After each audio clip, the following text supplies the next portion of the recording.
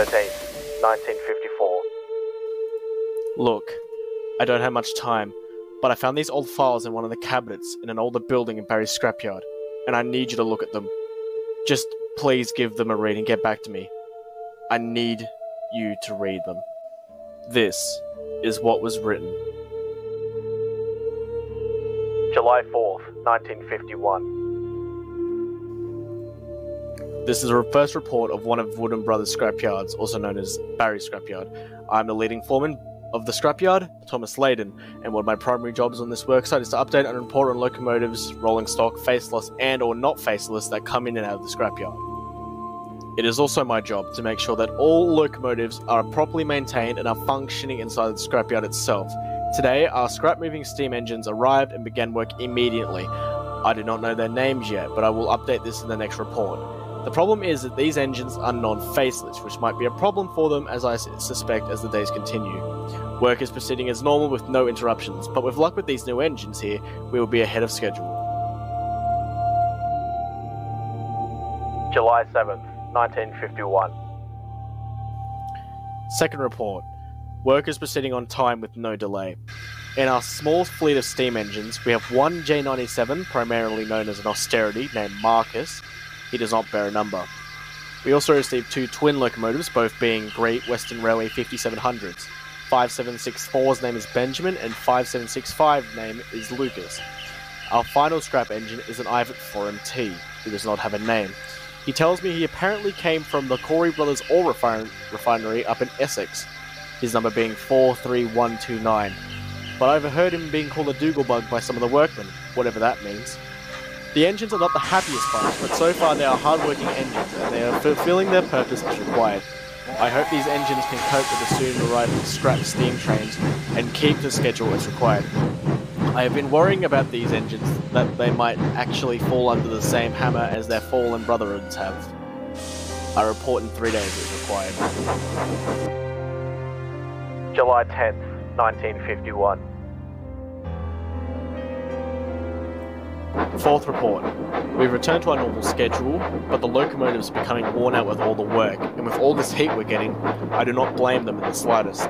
The engines also requested to me that they get moved to another shed on the 11th, because of all the screaming and crying they've been hearing from their fallen successors.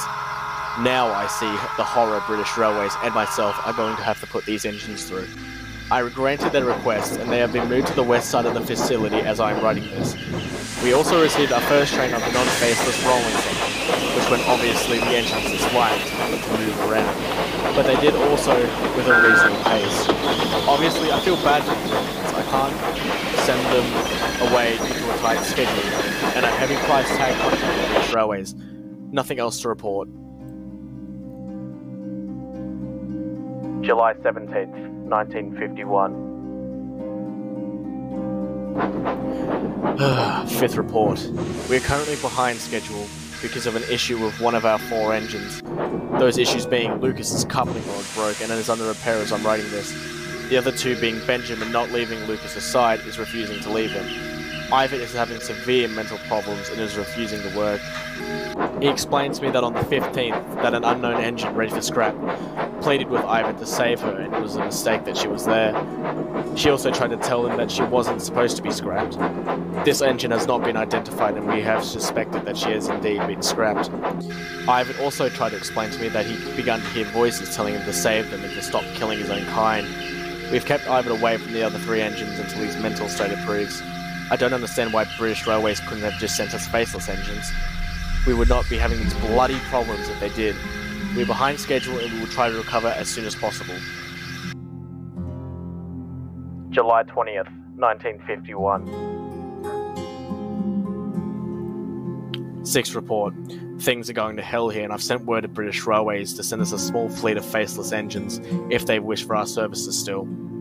To put it simply, Lucas was accidentally scrapped and dismantled while being in the middle of being repaired. When I heard about this, I ran out to try and save him, but I was too late. And at that moment, Benjamin woke up and asked what the problem was. I broke the news to him, and now he's refusing to work and has not stopped crying for hours. Marcus is fine, but with everything that has happened over the last couple of days, he is distraught and is also refusing to work. Marcus has also started crying as I'm writing this. Ivet has gone completely insane. talking to himself and yelling that whoever will move towards him. He screamed all night last night for no reason. I mind you, only stopping to catch his breath. I have been informed by the higher-ups that he has been scheduled for scrap in the next upcoming days, and that they cannot sell him because of his mental state.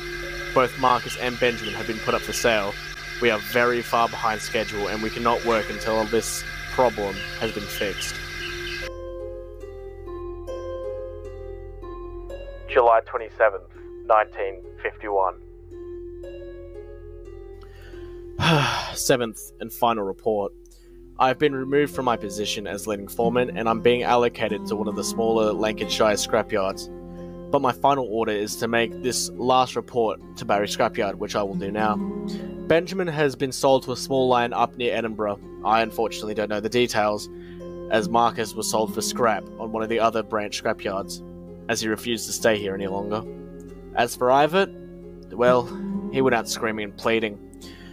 As the workmen walked towards him, he pleaded with them not to kill him, and unfortunately for him, he finally fell silent as soon as the smoke box came off. I wish these engines had better endings to their lives, but what can you do when you're working with these alive iron horses? Do we as humans have to be judge, jury, and executioner? Besides, the new team of faceless engines arrived on the 23rd, and we are still behind schedule. But hopefully, we will be returning to normal processing of scrap metal soon. This is Thompson Layden, signing off for the final time.